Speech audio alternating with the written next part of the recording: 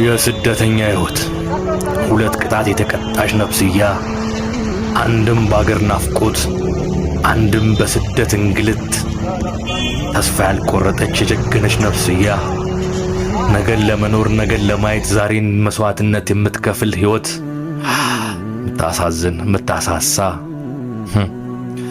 በብዙ ምክንያቶች እልፍ በሚሆኑ ሰበቦች አንዴ ከሀገር የወጣች እግር መመነሻዋን ትናፍቃለች። ምንም ምክንያት ይኑራት ሁሌም በሐሳብ ትዳክራለች። የሀገር ቤት ናፍቆቱ፣ የቤተሰብ ትዝታው፣ ሁሉን ነገር ለቤተሰብ ምትል ነፍስያ ነች። የራሷን አሳልፋ ከሰጠሽ ቆየች። ቀላል ይመስላል የስደት ሕይወት። በብቸኝነት የጨገነች፣ በባይተዋርነት እልፍ የታገለች፣ ብዙውን ከሀገር ውጪ በአዲስ ሕይወት በአዲስ ዓለም በአዲስ አቀራረብ በአዲስ ባህር ውስጥ የዘፈቀች፣ ነገር ግን ተስፋ ያላት ዋይንታ መውጣት የምትለምድ የሚመስላት፣ በዛውም ልክ የታገለች፣ የተሳካላቸው ሮጦ የሚመጡበት ያኖለላቸው እዛው የሚቀሩበት የስደት ሕይወት መቼ ይሆን ሁሉም እንደ ልቡ የሚኖርበት? መቼ ይሆን እንደታሰበው ተንደላቆ እፎ የሚሉበት? መቼ ይሆን የስደት ሕይወት ከሁለት ቅጣት የምትተርፍ?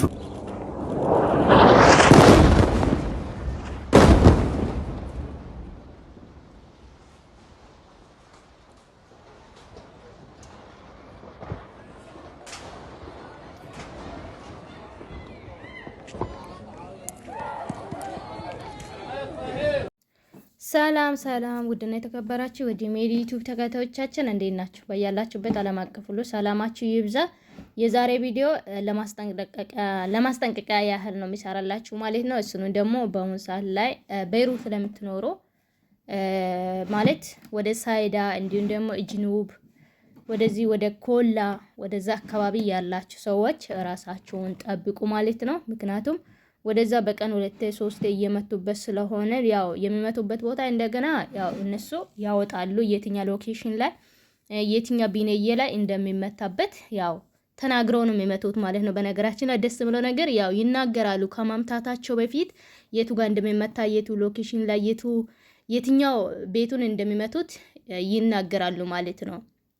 ስለዚህ እናንተ ደግሞ ያው ብዙ ጊዜ ፌስቡክ ላይም እዚያ ወረዱ ነው ማለት ነው ቆንጽላዎች። ስለዚህ ከፌስቡክም ማውሰድ መረጃውን ከዛ መውሰድ ትችላላችሁ ማለት ነው።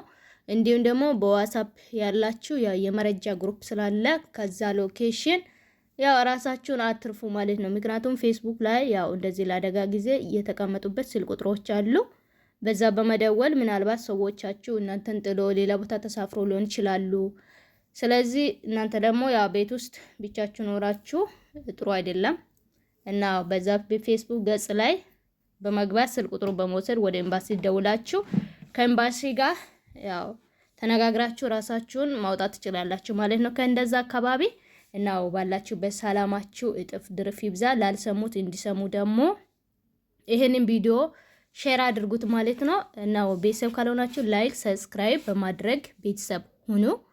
እንዲሁም ደግሞ በዱባይ በሳውዲ በተለያየ ሀገር ያላችሁ እግዚአብሔር ይጠብቃችሁ። ከእንደዚህ አይነት ከክፉ ቀን እግዚአብሔር ይሰውራችሁ፣ እግዚአብሔር ይጠብቃችሁ።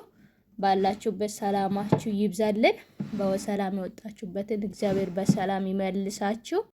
ስለዚህ ለበለጠ መረጃ ደግሞ ዜናውን ተከታተሉ። ዜናውን ስትከታተሉ ደግሞ የበለጠ ትረዳላችሁ ማለት ነው። ያው አሜሪካም ማን ነው የትኛው ጋር ነው ዛሬ ስሙ ራሱ ጠፋብኝ።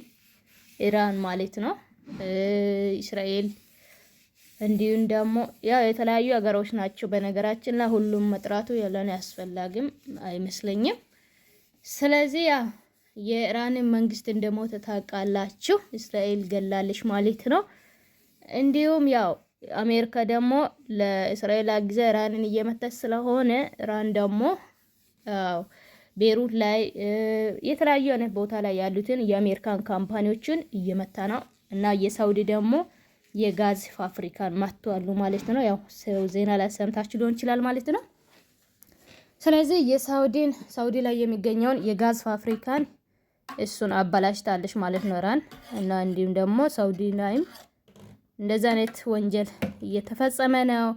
እንዲሁም ዱባይ፣ ኩዌት የተለያዩ ሀገራት ላይ ያለውን የአሜሪካን ንብረቱን ደግሞ እንጨርሳለን እያሉ ነው እና ብድር በምድር እያደረጉ ነው ማለት ነው። ስለዚህ እናንተ ደግሞ ራሳችሁን ጠብቁ። ያው ሆኖም ሳለ ግን እኛ ዋና ነገሩ ያው ራሳችን በመጠበቅ ላይ ነን። እናንተም ራሳችሁን ጠብቁላችኋለሁ።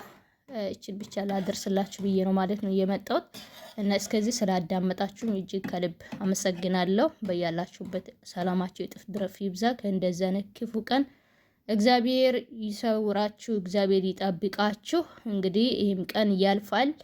ተስፋ እንዳቆርጡ አይዟችሁ። ወደዛ ደግሞ አካባቢ ቀርብ ላይ ሆናችሁ እንደዚህ ስፈነዳ እንደዚህ ያው እየመጡ በመቱበት ቁጥር ላይ እንዲሁም ደግሞ ታውቃላችሁ አየር ላይ በጣም እንትን ያናውጣሉ ማለት ነው። ቤቶቹ በጣም ይንቀጠቀጣሉ።